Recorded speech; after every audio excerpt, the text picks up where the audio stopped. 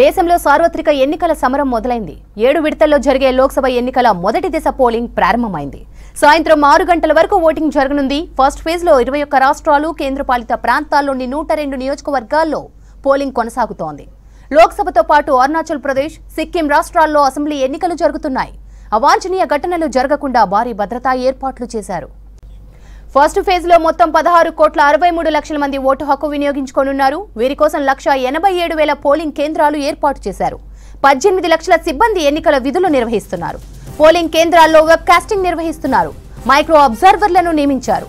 అవాంఛనీయ ఘటనలు జరగకుండా పోలీసులు భారీ బందోబస్తు ఏర్పాటు చేశారు. ఇటీవల జరిగిన ఎన్కౌంటర్ 29 మంది మావోయిస్టులు చనిపోవడం, ఎన్నికలను బహిష్కరించాలని మావోయిస్టులు పిలుపునివ్వడంతో ఛత్తీస్గఢ్ లో బస్తర్ లోక్సభ నియోజకవర్గంలో భారీగా బలగాలు మోహరించాయి. ఈ సెగ్మెంట్ లో 60,000 మంది పోలీసులతో భారీ బందోబస్తు ఏర్పాటు చేశారు.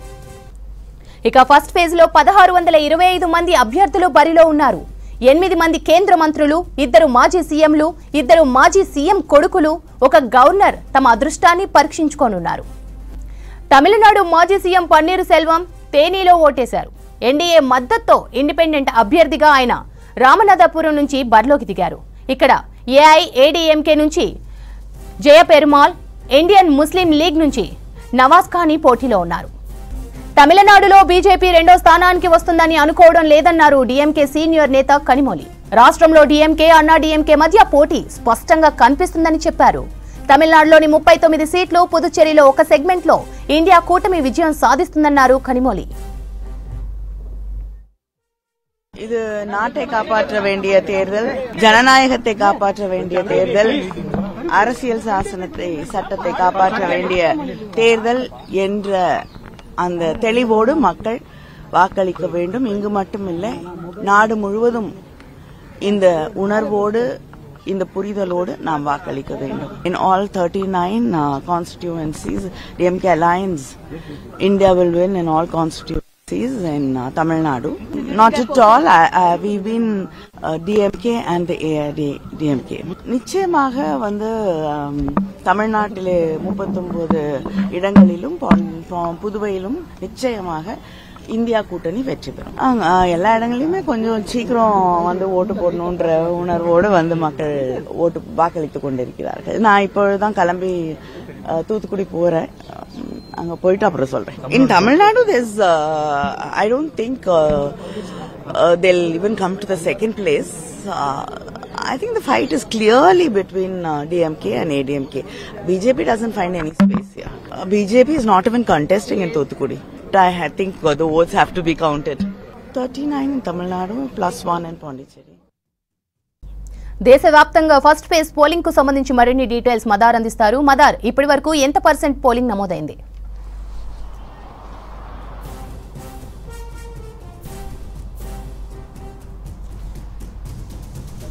మొత్తం దేశవ్యాప్తంగా 21 రాష్ట్రాలు, కేంద్ర పాలిత ప్రాంతాలకు కలిపి మొత్తం 102 లోక్సభ స్థానాలకు ప్రస్తుతం ఎన్నిక జరుగుతోంది. ఉదయం 7 గంటలకు పోలింగ్ అనేది కూడా ప్రారంభమైంది. సాయంత్రం 6 గంటల వరకు పోలింగ్ నడుస్తుంది. 6 గంటల వరకు కూడా ఎవరైతే లైన్లో ఉంటారో వారికి ఓటేసేందుకు, ఓటు హక్కును వినియోగించుకునేందుకు అవకాశం అయితే ఉంటుందంటూ కూడా కేంద్ర ఎన్నికల సంఘానికి సంబంధించిన అధికారులు చెప్తా ఉన్నారు. ఆ తర్వాత వచ్చే వరకు మాత్రం ఎలాంటి అవకాశం అయితే ఉండదు.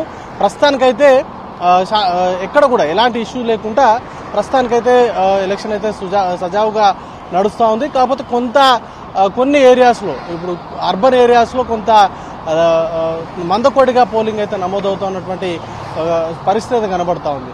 చెన్నై సెంట్రల్లో అయితే లోయెస్ట్గా కేవలం 8% వరకు మాత్రమే పోలింగ్ నమోదైనట్లుగా ఎన్నికల అధికారులు చెప్తున్నారు. ఇక రాష్ట్రాల వారీగా చూసుకుంటే మధ్యప్రదేశ్లో ప్రస్తుతానికి అత్యధికంగా 14.12% ఓటింగ్ అనేది కూడా నమోదైంది. మేఘాలయలో 12%, 12.96%, తర్వాత ఛత్తీస్గఢ్లో 12.2%, రాజస్థాన్లో 10.67%, త్రిపురలో 13.62%, అత్యల్పంగా లక్షద్వీప్లో ప్రస్తుతానికైతే 5.59% నమోదైంది. ఈ కీలకమైనటువంటి ఎన్నికలు ఫస్ట్ ఫేజ్కి సంబంధించి ఈ 102 స్థానాలకు సంబంధించి గతంలో యూపీఏ ఇక్కడ ఈ జరిగినటువంటి ఈ 102 స్థానాల్లో 45 స్థానాల్లో జయకేతనం ఎగురవేసింది. ఎన్డీఏకి కేవలం 41 స్థానాలు సరిపెట్టుకుంది. ఇక కొన్ని డిలిమిటేషన్ అయినటువంటి పరిస్థితి కూడా ఉంది. కాబట్టి ఈసారి ఎన్నికలు ఏ విధంగా ఉండబోతున్నాయనే దానిపైన సర్వత్రా ఆసక్తి అయితే ఉంది. ఇప్పటికే టాప్ లీడర్స్ అంతా కూడా అంటే బీజేపీ నుంచి ప్రధాని నరేంద్ర మోడీ, అమిత్ షా, ఇతర బీజేపీ పాలిత ముఖ్యమంత్రులు సుడిగాలి పర్యటన చేశారు, ప్రచారంలో పాల్గొన్నారు. ఇండియా కూటమి నుంచి రాహుల్ గాంధీ, మల్లికార్జున ఖర్గేతో పాటు ఇతర కీలక నేతలు ఈ ప్రచారంలో పాల్గొన్నారు. హోరాహోరీగా రెండు ఎన్డీఏ అలాగే యూపీఏ ఇండియా కూటమికి సంబంధించిన నేతలు అయితే జోరుగా ప్రచారాన్ని అయితే నిర్వహించారు. ఫలితాలు ఏ విధంగా ఉండబోతున్నాయి, ఎందుకంటే డామినేటింగ్ అయితే కొంత యూపీఏ గతంలో యూపీఏ డామినేట్ 2019 ఎన్నికల్లో అయితే ఈ పర్టికులర్ ఈ సెగ్మెంట్స్కి సంబంధించి 102 నియోజకవర్గాల్లో యూపీఏ డామినేట్సే కొంత ఎక్కువగా ఉంది. ఎన్డీఏకి సంబంధించినటువంటి డామినేషన్ గతంలో కొంత తక్కువగా అంటే 41 స్థానాలకే పరిమితమైనటువంటి పరిస్థితి. ఈసారి ఎలా ఉండబోతుంది అనే దానిపైన ఇంట్రెస్టింగ్ చర్చ అయితే నడుస్తోంది పొలిటికల్ గా సర్కిల్స్ లో. ఇక ఎన్నికలకు సంబంధించినటువంటి ఏర్పాట్లకు సంబంధించి అయితే పూర్తి స్థాయిలో ఎన్నికల కమిషన్ ఈసారి ఎలాంటి ఇబ్బందులు తలెత్తకుండా గతంలో ఏవైతే లోటుపాట్లు జరిగాయో అలాంటి లోటుపాట్లు ఈసారి పునరావృతం కాకుండా అనేక ఏర్పాట్లను అయితే చేసింది. ఇటు వృద్ధులకు ముఖ్యంగా 85 ఏళ్ల పైబడినటువంటి వారు ఓటు హక్కును వినియోగించుకునేందుకు ఇంటి దగ్గర నుంచి ఓటు హక్కు వినియోగించుకునేటువంటి వెసులుబాటు కల్పించడంతో పాటు ఎవరైతే పోలింగ్ బూత్కు వెళ్లి ఓటు హక్కును వినియోగించుకోవాలనుకుంటున్నారో వారి కోసం ప్రత్యేకంగా ఏర్పాట్లను చేశారు. వాలంటీర్లను పెట్టారు, ర్యాంప్స్ ఏర్పాటు చేశారు. ముఖ్యంగా దివ్యాంగులు తమ ఓటు హక్కును వినియోగించుకునేందుకు అవసరమైనటువంటి అన్ని ఏర్పాట్లను కూడా చేశారు. వాటర్ సదుపాయం కావచ్చు, లేకపోతే విద్యుత్ సంబంధించినటువంటి సౌకర్యాలు కల్పించడం కావచ్చు, పూర్తి స్థాయిలో ఏర్పాట్లను అయితే చేశారు. ఇక లైవ్ వెబ్ కాస్టింగ్ సంబంధించి సమస్యాత్మక ప్రాంతాలు ఎక్కడైతే ఉన్నాయో అక్కడ లైవ్ వెబ్ కాస్టింగ్ అయితే ప్రొవైడ్ చేశారు. సుమారు 18 లక్షల మంది ఎంప్లాయీస్ ని యూజ్ చేసుకుంటున్నారు ఎన్నికలకు సంబంధించినటువంటి విధుల్లో. సుమారు 1,83,000 పైచీలకు పోలింగ్ స్టేషన్లను ఏర్పాటు చేశారు. అందులో సగానికి పైగా వెబ్ కాస్టింగ్ ద్వారా ఎప్పటికప్పుడు ఎన్నికలు జరిగేటువంటి తీరుని పర్యవేక్షిస్తున్నారు.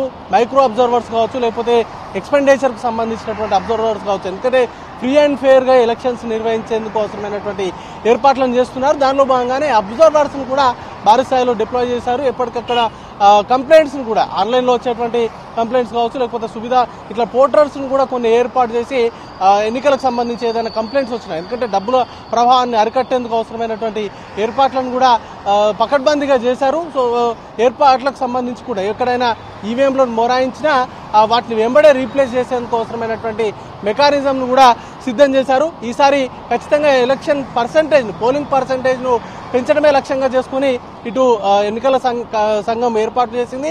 అలాగే పొలిటికల్ పార్టీస్ కూడా ప్రజలందరూ కూడా ఓటు హక్కును వినియోగించుకోవాలంటూ కూడా పిలుపునిస్తున్నారు. ఇంకా కీ సెగ్మెంట్స్ కి సంబంధించి ఒక 20కి పైగా కీ సెగ్మెంట్స్ ఉన్నాయి, ఎంపీ సీట్స్ ఉన్నాయి. అలాగే ఈ ఫస్ట్ విడతలనే 8 మంది కేంద్ర మంత్రులు ప్రస్తుతం వారి అదృష్టాన్ని అనేది కూడా పరీక్షించుకోబోతున్నారు. 8 మంది కేంద్ర మంత్రులు, ముఖ్యంగా నితిన్ గడ్కరీ లాంటి హేమీలు ఈసారి బరిలో ఉన్నారు. తమిళనాడు నుంచి తమిళనాడు సౌందరరాజన్ కావచ్చు, లేకపోతే అన్నమలై వంటి ప్రముఖులు పోటీలో ఉన్నారు. వారందరూ కూడా ప్రజలందరూ కూడా స్వచ్ఛందంగా తమ ఓటు హక్కును వినియోగించుకోవాలని కోరుతా ఉన్నారు. ప్రస్తుతానికైతే ఎలాంటి ఇబ్బంది లేకుండా మొదటి ఫేజ్ కు సంబంధించినటువంటి ఎన్నికలు అయితే ప్రశాంతంగా జరుగుతూ ఉన్నాయి. యూపీకి సంబంధించి 8 స్థానాల్లో కూడా ఎలాంటి ఇబ్బందులు లేకుండా, ఎందుకంటే ముస్లిం డామినేటెడ్ ఉన్నటువంటి ఏరియాస్ లో ఈసారి ఎలక్షన్ జరుగుతూ ఉంది. ముజఫర్ నగర్ కావచ్చు, లేకపోతే ఆ పక్కన ఉన్నటువంటి నియోజకవర్గాలకు సంబంధించినటువంటి ఎంపీ స్థానాలకు సంబంధించి పోలింగ్ అనేది కూడా నడుస్తూ ఉంది. ప్రస్తుతానికైతే ఎలాంటి ఇబ్బందులు లేకుండా పోలింగ్ నడుస్తూ ఉంది. శ్రవంతి.